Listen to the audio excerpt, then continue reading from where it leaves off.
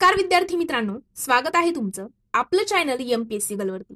मित्रांनो, या मागील व्हिडिओमध्ये आपण डिपार्टमेंटल PSI चा अभ्यासक्रम नक्की कोणता आहे म्हणजेच ते परीक्षेचं स्वरूप जे आहे।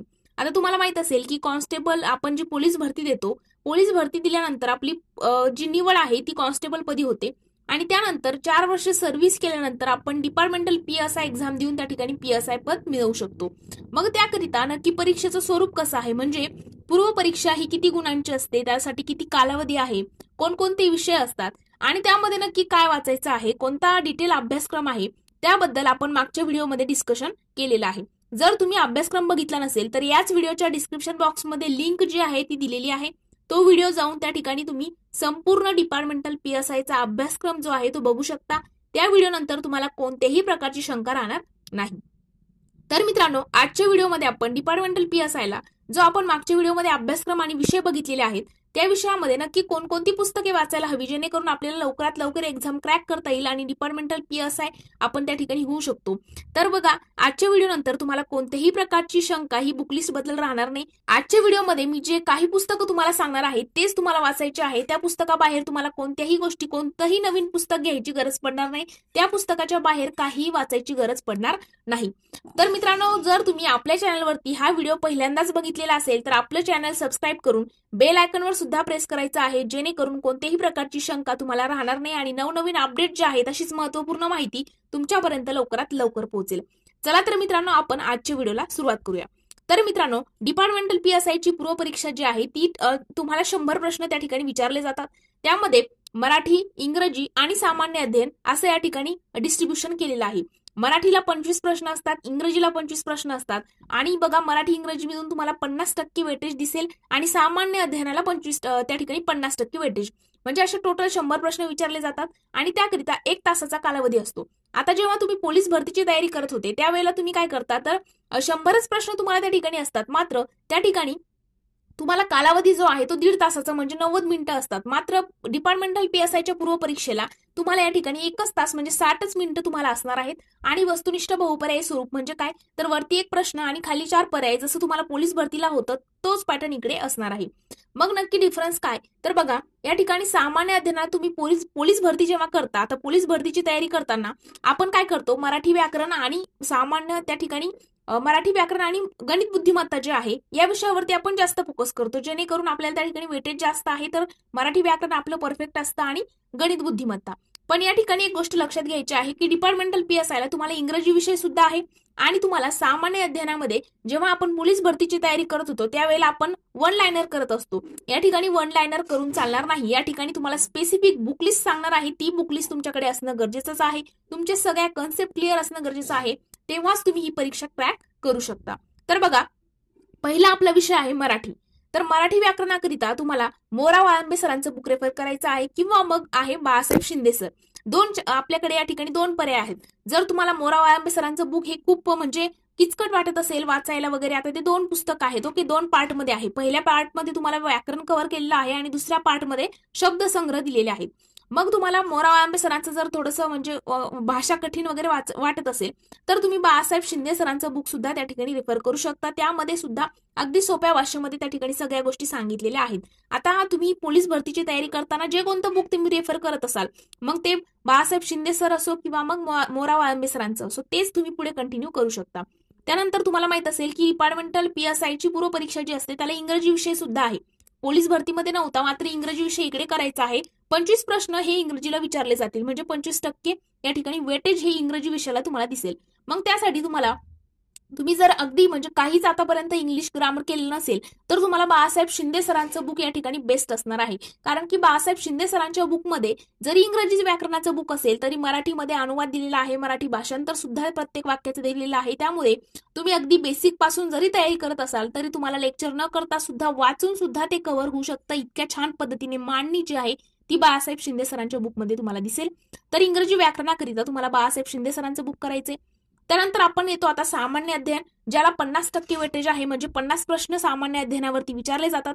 म्हणून या ठिकाणी 1 लाइनर करून चालणार नाही, प्रत्येक सब्जेक्टसाठी तुम्हाला या ठिकाणी स्पेसिफिक एक बुक रेफर करणं गरजेचं आहे। मग आता बघा, पहिला विषय आहे आपला इतिहास। इतिहासाला मित्रांनो त्यांनी दिलेलं आहे की आधुनिक भारताचा इतिहास करा आणि त्यासोबतच समाज सुधारक करा असं सांगितलेलं आहे त्या अभ्यासक्रमामध्ये. आता अभ्यासक्रम बघितला नसेल तर याच व्हिडिओच्या डिस्क्रिप्शन बॉक्समध्ये लिंक दिलेली आहे PSI डिपार्टमेंटल सिलेबस म्हणून.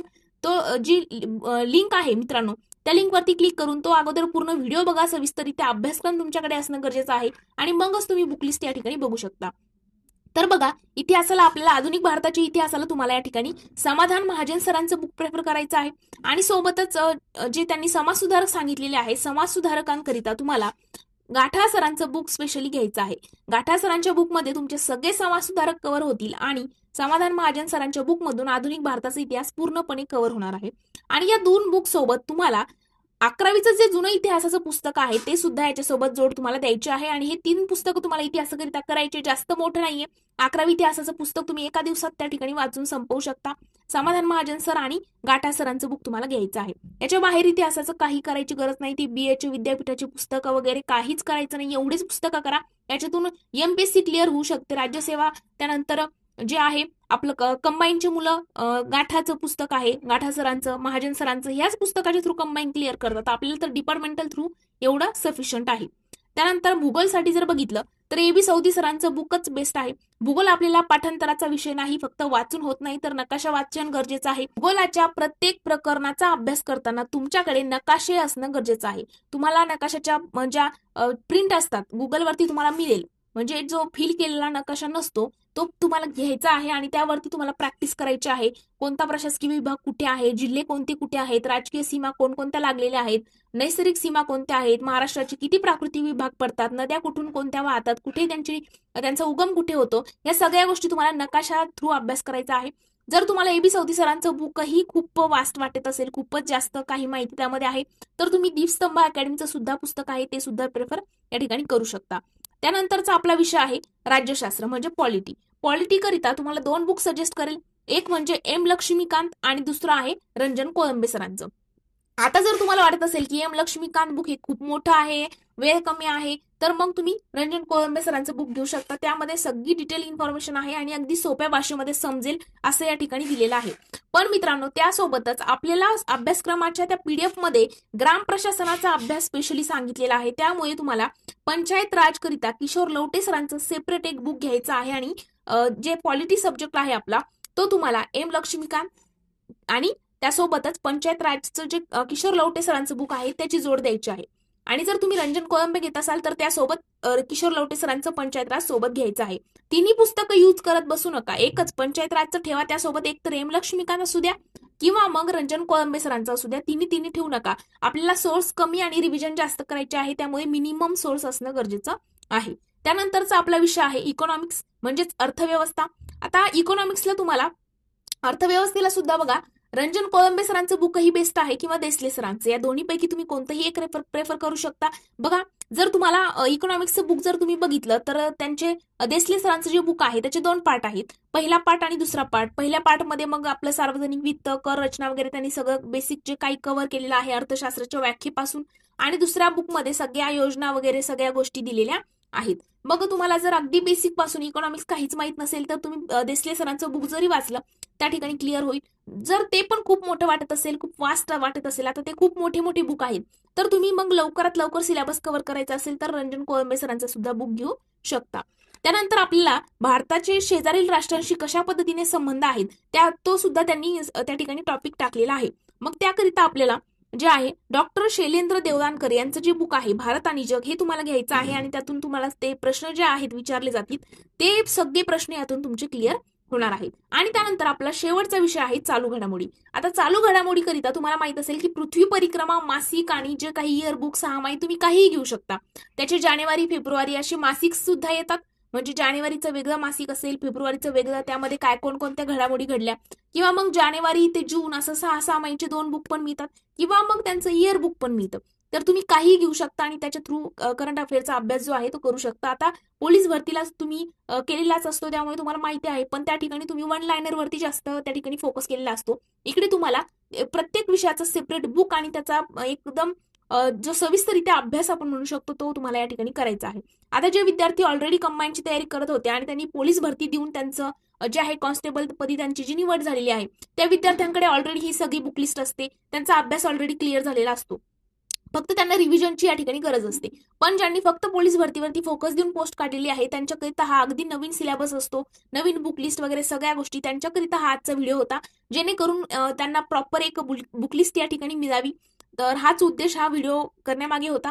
जर तुम्हाला व्हिडिओ आवडला असेल तर व्हिडिओला लाईक, कमेंट आणि मित्रांनो, जर तुम्ही आपल्या चॅनलवरती हा व्हिडिओ पहिल्यांदाच बघत असाल तर आपले चॅनल सबस्क्राईब करून बेल आयकॉनवर सुद्धा प्रेस करायचं आहे, जेणेकरून अशीच महत्त्वपूर्ण माहिती आणि स्पर्धा परीक्षेच्या नवनवीन अपडेट तुमच्यापर्यंत लवकरात लवकर पोहोचेल. तुम्हाला कोणत्याही प्रकारचा डाऊट असू द्या या व्हिडिओच्या कमेंट सेक्शनमध्ये तुम्ही विचारू शकता किंवा आपल्या चॅनलच्या अबाउट सेक्शनमध्ये त्या ठिकाणी माझ्या पर्सनल इंस्टाग्राम अकाउंटची आयडी आहे, तिथे जाऊन तुम्ही मला डाऊट विचारू शकता. प्रत्येकाचे डाऊट त्या ठिकाणी मी क्लिअर करत असते.